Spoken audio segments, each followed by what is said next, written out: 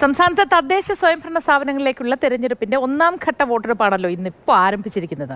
തിരുവനന്തപുരം മുതൽ എറണാകുളം വരെയുള്ള 7 ജില്ലകളിലാണ് വോട്ടെടുപ്പ്. രാവിലെ 7 മുതൽ വൈകിട്ട് 6 വരെയാണ് പോളിംഗ് സമയം. ത്രിതല പഞ്ചായത്തുകളും നഗരസഭകളും ഉൾപ്പെടെ 595 തദ്ദേശ സ്ഥാപനങ്ങളിലായി 11,168 വാർഡുകളിലേക്കാണ് ആദ്യഘട്ടത്തിൽ വോട്ടെടുപ്പ്. അതേസമയം തിരുവനന്തപുരം കോർപ്പറേഷനിലെ 66-ാം വാർഡിലെ സ്വതന്ത്ര സ്ഥാനാർത്ഥി വാഹനാപകടത്തിൽ മരിച്ചതിനെ തുടർന്ന് ഇവിടെ തിരഞ്ഞെടുപ്പ് മാറ്റിവെച്ചു.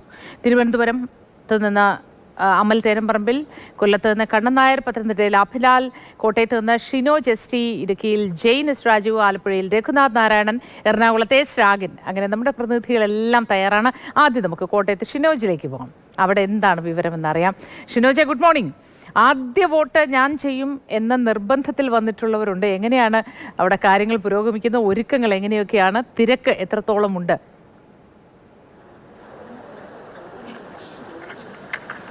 വോട്ടിംഗ് ആരംഭിച്ചു കഴിഞ്ഞു.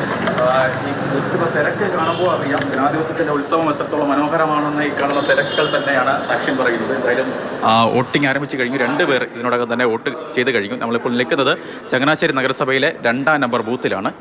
സെൻറ്റ് തെരേസസ് വാഴപ്പള്ളി സ്കൂളിലുള്ള 2-ാം നമ്പർ ബൂത്തിലാണ് നമ്മൾ നിൽക്കുന്നത്.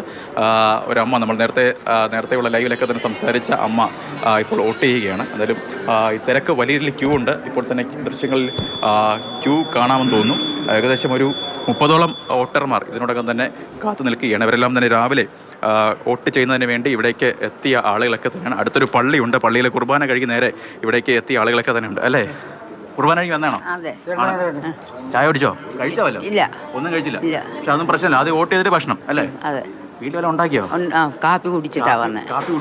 കാപ്പി കുടിച്ചിട്ടേ വോട്ടിങ് അത്രേ. എവിടെന്നാ? വാഴപ്പള്ളി വോട്ട് ചെയ്തിട്ടേ പോകത്തുള്ളൂ. അത്രേ ഉള്ളൂ. രാവിലെ പള്ളിയിൽ നിന്ന് വന്നായിരിക്കും. അതെ, പള്ളിയിൽ നിന്ന് വന്നവരാ. എല്ലാവരും പള്ളിയിൽ നിന്ന് വന്നവരാ.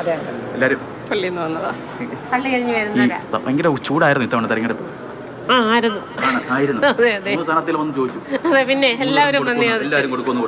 തീർച്ചയായിട്ടും എല്ലാവർക്കും സന്തോഷം അല്ലേ? അതെ.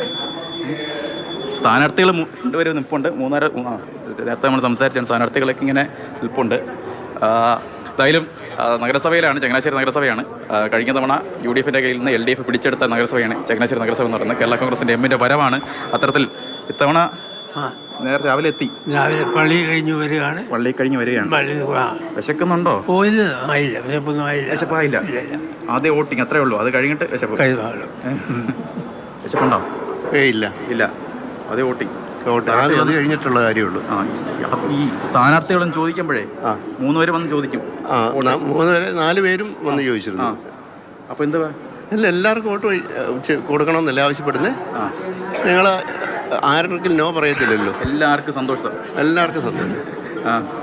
പക്ഷെ ഒരാൾക്കേ കൊടുക്കത്തുള്ളൂ. അതല്ലേ പറ്റുള്ളൂ. പക്ഷെ പറ്റുമായിരുന്നു 4 പേർക്കും കൊടുക്കുമായിരുന്നു. പറ്റുകയില്ലല്ലോ. മനസ്സുണ്ട് കൊടുക്കാൻ 4 പേർക്ക്. കൊടുക്കാൻ പറ്റിയിരുന്നെങ്കിൽ നല്ലതായിരുന്നല്ലേ? ഓക്കെ. രാവിലെ എത്തി. രാവിലെ വോട്ട് ചെയ്യാൻ വേണ്ടി. അതെ, തീർച്ചയായിട്ടും. പള്ളിയിലൊക്കെ പോയിട്ട് എത്തിയാണോ? പിന്നെ എന്താ സംശയിക്കുന്നത്? എന്നും എല്ലാ തവണ ഇത്ര രാവിലെ വരുന്ന കൃത്യമായിട്ട് തന്നെ വരും. 7 മണിക്ക് മുമ്പായിട്ട് തന്നെ വരും. രാവിലെ അങ്ങ് പണി രാവിലെ തീർക്കാം. എന്തായാലും 1000-ന് മുകളിൽ വോട്ടർമാരുണ്ട് ഈ 2-ാം നമ്പർ ബൂത്തിൽ. അപ്പുറത്ത് 5-ാം നമ്പർ ബൂത്തും ഇതിനടുത്ത് തന്നെയാണ്. അവിടെയും ഏകദേശം 1394 വോട്ടർമാരാണ് 5-ാം നമ്പർ ബൂത്തിലുള്ളത്.